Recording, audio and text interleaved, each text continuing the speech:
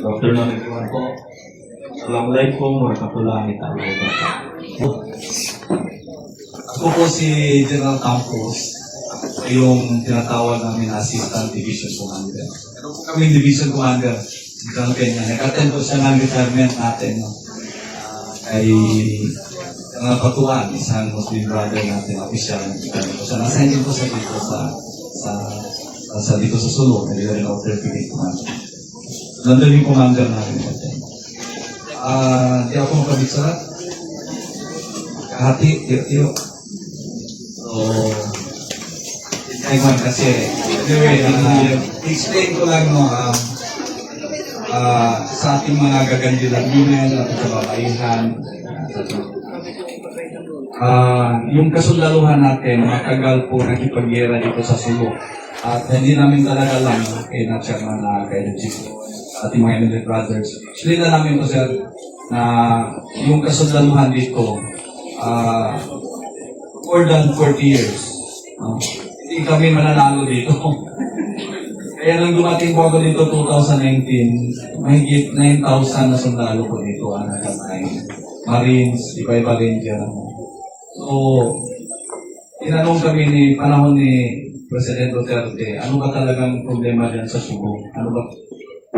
So sinabi po namin noon kay President Duterte, sabi namin, sir, o pwede maglagay ng sundalo na talagang dyan ang assign sa Subo. At ito kami na po yun. No? Kaya noong December 2018 hanggang ngayon, mayroon na tayong tinatawag natin na 11th Infantry Alakna Division. Yun po tinatawag na tinatawag subdivision na po yun. So anyway, nagproblema kami kasi yung Abu Sayyaf natin, nahaluan na tayo dito. Meron kayong Egyptian, may Indonesian, may Malaysian, nahaluan na tayo dito ng iba-ibang ideologiya. At sunod-sunod na po, yung binomba yung cathedral natin, binomba yung ano ba na tindahan yung Food Paradise, dito sa Tanjung, dyan sa kilometer 3 yung natin, sunod-sunod. So medyo very alarming. Kaya yung sundalo dito, nag-organize tayo, nag-recruit tayo dito ng mga tao. So sa ngayon, sa 11th ID, meron kami more than 1,200, no? So 1/4, no? Marami po yun. At tuloy-tuloy yung programa namin sa pag-recruit sa mga tao. Priority po namin sa recruitment. Kaya mga ina, yung mga anak natin, no? Kung hindi mag-police, hindi mag-mastal, o mag-nurse, pwede rin mag-sundalo. So we are encouraging yung kayo mga ina na pag-aralin talaga natin yung anak natin. Kasi medyo stricto. Gaya sa police, stricto din yung recruitment po natin. So, basta pag nakapasa, talaga magsusundalo. Yun lang yung namin sa kasundaluhan. It took us sa mga MNLF brothers natin. Kung hindi yung MNLF, hindi namin masusolve talaga ang problema natin sir. Totoo yun. Kaya palapakan natin mga MNLF brothers natin. Bakit? Kasi, ang Abu Sayyaf kasi, kamag-anak naman natin yun. Kamag-anak ng sundalo, kamag-anak ng PNP, kamag-anak ng MNLF. Kaya pag napunta sa tabi-tabi ng bahay natin, lalo sa MNLF area, hindi na namin pilipilitan. Pero dahil pag-usapan namin kina Manon, at sa other MNLF commanders, kina Chairman Kaid, no, nag-cooperate tayo. Hanggang natapos natin yung problem. We have more than 900 ngayon na surrendery na inaasikaso natin o balik loob. Huwag na natin tawagin surrendery na balik loob at binibigyan ng problema. Ngayon, isa sa mga tinitingnan namin na hindi natapos, ito ng problema natin sa nagkaroon tayo ng integration program, naging sundalo yung iba, 5,500. Marami kami sundalo ngayon, iba magre-retire na. Ang police meron din 1,500. Pero kulang yung socio-economic package.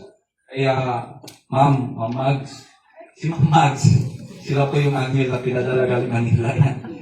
Na under kay Secretary Galvez. So kami mga sundalo, tinitingnan namin, like for example, dito sa Kasampan Village natin, dito sa natin. Pag tinitingnan namin, kami nagbibigay ng assessment. Kasi kulang sila ng tao, kasama si Nasir Ben. Kung ano yung nakikita namin, yun yung isasubmit namin na kulang sa eskwelahan.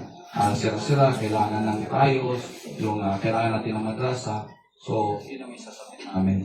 So, we will be thanking pasalamat sa solidarity message. We support the OPA Pro, yung program ng government natin. Hindi lang po ito kay BBM. nandito natin yung transformation program, panahon pa ni Duterte, panahon pa ni Pino ito, panahon pa yan, no? Kaya panahon pa ni Ramos. So, ituloy-tuloy lang natin ito na hopefully, dahil natahimik na yung sulo is ma-implementa natin yung mga programa. At pag na-implementa na natin yung programa sa tulong, hindi lang po yung MNL, kayo, importante po yung mga kabagayan, mga nanay, mga kapatid natin, no? Very important yung role natin na ma-maintain natin yung peace. Kasi kayo po yung ang tawag namin dyan, yung nanay, ang kababayan, kayo po yung ilaw ng tahanan. Kayo po ang nag-guide sa mga kabataan natin. Pag hindi nyo i-push yung mga bata natin mag-aral, paglaki niyan, kaya tingnan mo, paglaki dito sa area ng mga dyan, sa Patikol, dito sa Ramputi, hindi na kapag-aral. So, ang paglaki, adik-adik, mag-adik, o ng trabaho. So, problema pa rin paglaki natin. Kaya, we are asking from our heart, no? I've been here for more than 5 years, 6 years na.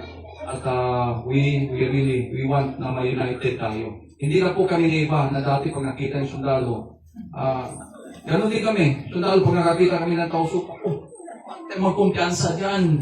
Ano yan, makakita kami ng Muslim ganon. So, hindi na, nawala na po yun. Nawala na po yun. Isa-isa, united ako.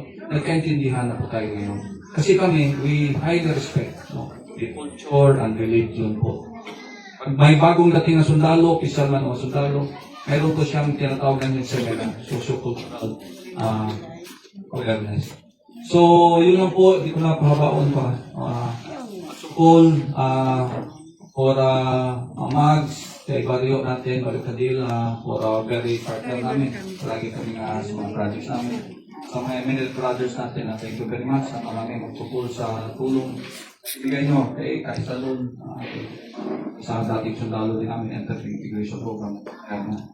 Kay Chairman Khalid, no? Atin, hopefully, mabibigyan sa habang buhay at makakatulong sa atin. Hopefully sa ating PNP, no? Sa law enforcement partner po namin po. Sa inyong lahat, tulungan niyo po kami, hindi po namin kaya sundalo, panatilihin yung ano natin. Yun yung pinaka-importante po natin, masustain o panatilihin natin yung katahimikan. Kasi kung magkakagulo-gulo na naman, away-away pamilya, away pulis sundalo, away minilip sundalo, talaga tayo mapupuntahan. Yun lang po, thank you very much. Salamat na rin po muna po. Thank you.